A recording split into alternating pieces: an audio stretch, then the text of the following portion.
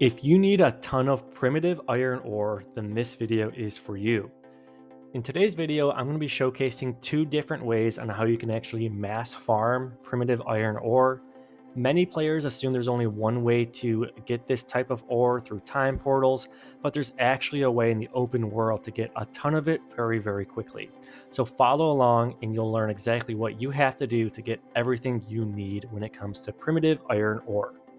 So, for those of you who may not be aware, the main reason that primitive iron ore is so sought after is that it's actually one of the key ingredients in order to craft ancestral gear. So, whether it's an ancestral piece of armor or even a weapon, it's the highest quality level 15 item that you can currently craft, and it's very, very powerful. So, again, you need to gather these ores to create the ingots in order to craft these items. What most players typically do is find these large time portals. You can see they're large blue glowing fields right here. Here's an example of one at the Soroma Stronghold. There are a handful of them. And as you enter these portals, you're going to see different primitive iron ore resources scattered throughout the map, which you can gather, as well as pick up a handful of other rewards towards the end of each one. You can see we even can pick up the ancestral designs just to craft those sought after weapons and armor pieces. You can get some high quality jewelry, and of course, there's the ore. So, again, there's a handful of these. You do have to technically be in a party, but you can just create a party of one and it will allow you to enter it that way. So, again, you can just breeze through those pretty quickly. Once you're in, you're going to actually see these primitive iron ores scattered primarily around these large bodies of dead dead souls. As you can see that pillar in the background, there's going to be a handful of these different ores scattered throughout the map.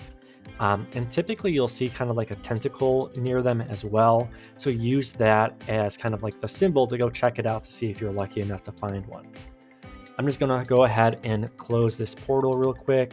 Essentially, the goal of these time portals is to destroy these 4 portals and then unleash the boss and take them down. And yeah, there you go. There's actually another primitive iron ore right there. Once you actually complete these time portals, you do get a chest. I completed a handful of them, and I just want to show you some of the great rewards you can actually get from these. So you can see I got a high quality belt there, some designs.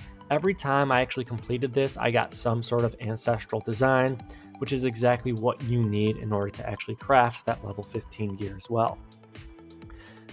So one of the main ways I like to grind out this primitive iron ore though is right in the open world, and you have to find this large golem-like boss, right? So what a lot of players don't realize is that you can get all of the ore you need right here, right? Here it is on the world map. Essentially where I find this guy typically is right where these 3 paths cross. And as you fight him, you're going to see chunks of his body kind of fall apart and turn into primitive iron ore fragments. So you can actually go ahead and mine this up and get exactly what you need. What's nice too is that if there's enough people, you can kind of just mine this ore in the background as they do the dirty work, right? Or kind of take turns with a few friends just to make sure you guys get everything you need. But this does not require any keys like the time portals, and it's just consistent primitive iron ore. Once this boss dies as well, he basically falls to the ground and his body chunks turn into even more ore. So you can see there's like 6 or 7 separate nodes right there. People are scattering. They're doing what they can to try to pick it up as fast as possible. This is another big benefit too of having a high quality mining axe. With a high quality pickaxe, you can mine a lot faster. So you can be a little bit more competitive and secure this ore once this open world boss actually falls down to the ground. Once you actually defeat this boss too, you can just hang out in the background and then it'll spawn again in a few minutes. So realistically, you just have to rinse and repeat, defeat this boss over and over, and you'll have all the primitive iron ore you need in order to create the ingots and then eventually craft the ancestral weapons. And that covers it. I hope you guys enjoyed this video. Again, this is a quick helpful tip. A lot of people seem to be struggling to find this resource, but if you just go find this open world golem, then you won't have any issues at all. Thanks again. If you enjoyed the video, consider giving it a like and subscribe because I've got a whole lot more Chrono Odyssey content coming your way. Thanks again, and I'll catch you guys later.